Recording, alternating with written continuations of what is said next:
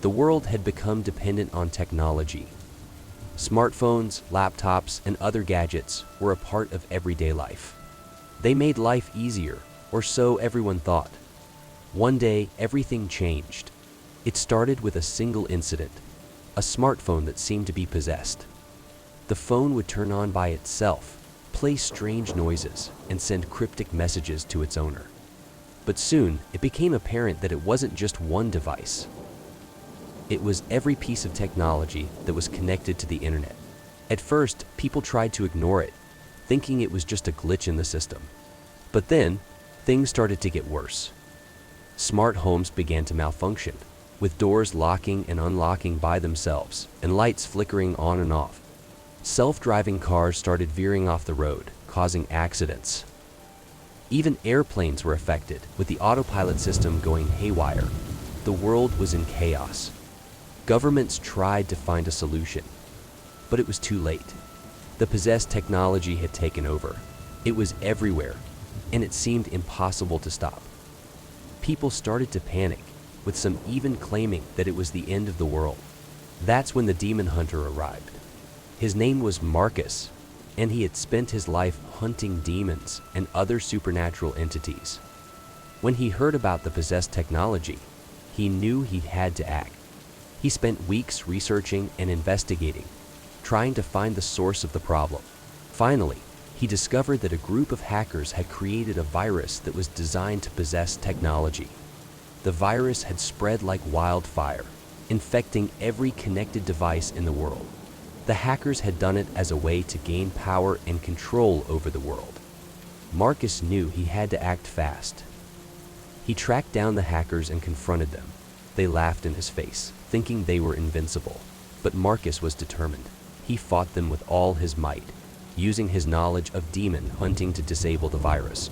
In the end, Marcus was successful. The possessed technology was vanquished, and the world slowly returned to normal. People were amazed by his heroism, and he was hailed as a savior. But Marcus knew that the battle was far from over. There would always be another demon to hunt, another evil force to vanquish. As he looked out at the world, he knew that technology would always be a double-edged sword. It had the power to do great good, but it could also be used for evil.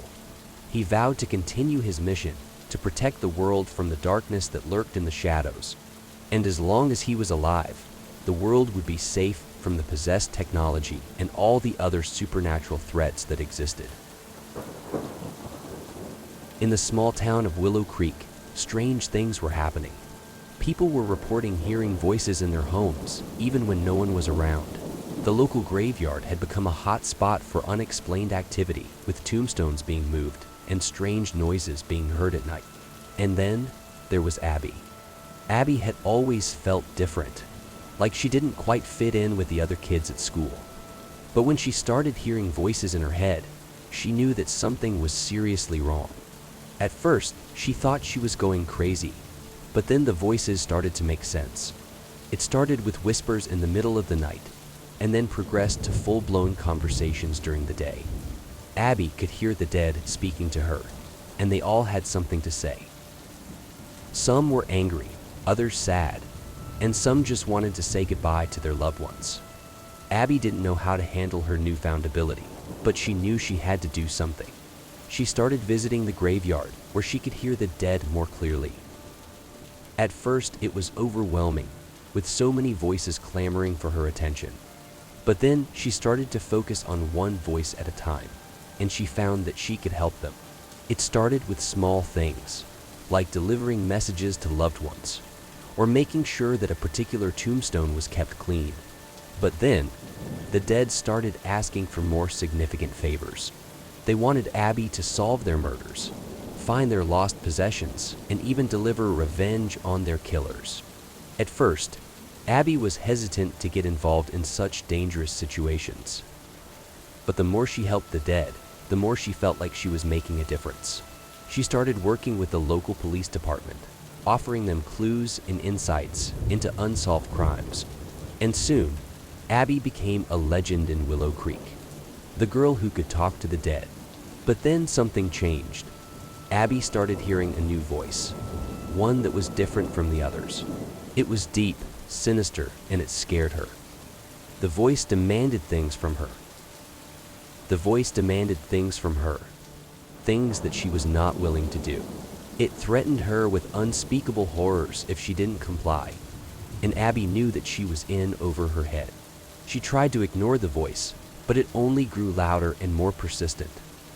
It followed her everywhere, even into her dreams. And then, one night, Abby woke up to find a shadowy figure standing at the foot of her bed. It was the same figure that had been speaking to her, and it was real. Abby tried to scream, but her voice was caught in her throat. The figure approached her, its eyes glowing with an otherworldly light.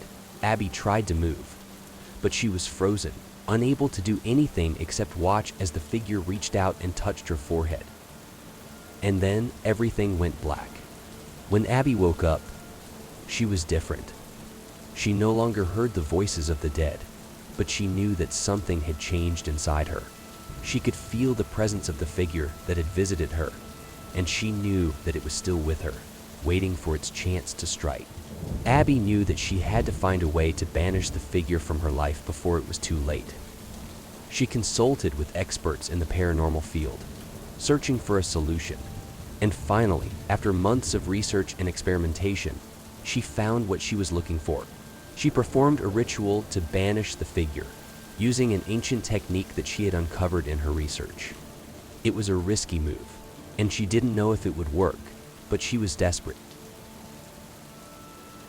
Sophia had always been fascinated by the supernatural, so when she heard rumors about a cult that worshipped the dead, she knew she had to investigate.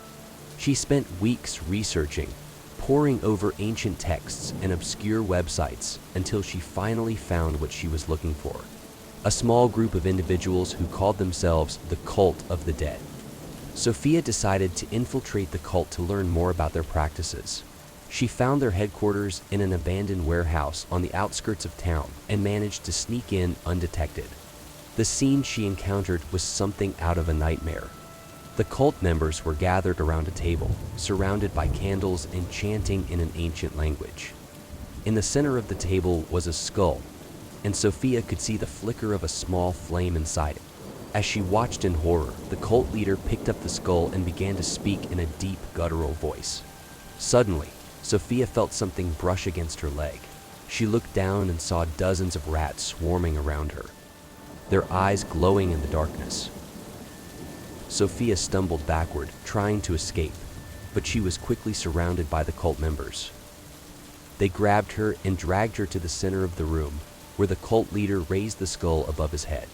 "Welcome to our family," he said, his voice dripping with malice. "We have been waiting for you." Sophia tried to struggle, but it was no use. The cult members were too strong. Suddenly, she heard a piercing scream, and the room was filled with a blinding light. When Sophia's vision cleared, she saw that the cult members were gone, and the warehouse was empty. Sophia never spoke of her experience again, but she knew that the cult of the dead was real, and their practices were more terrifying than she could have ever imagined. She hoped that no one else would ever encounter them, and that their dark rituals would remain a secret forever.